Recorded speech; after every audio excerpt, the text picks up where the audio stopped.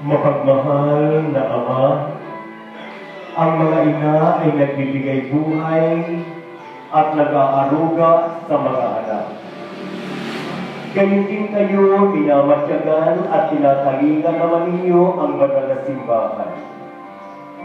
Sa pagdiriwang namin mga Panginoon ng Mother's Day, magiliw kong tungayan ang mga inang ito at gayon din ang mga ina sa buong mundo. Pagpalain mo po sila sa iyong pag-ibig. Pagalaki mo po sila ng tuwang kaloob mo. At gawin mong mabukas sila sa kanilang pagbibigay buhay. Patatanin mo po sila sa kanilang pagiging ina sa sambayanang Kristiyano.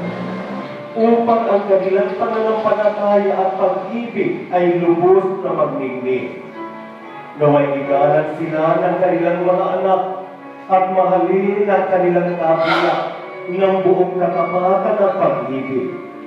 Maging huwaran sana sila ng dagat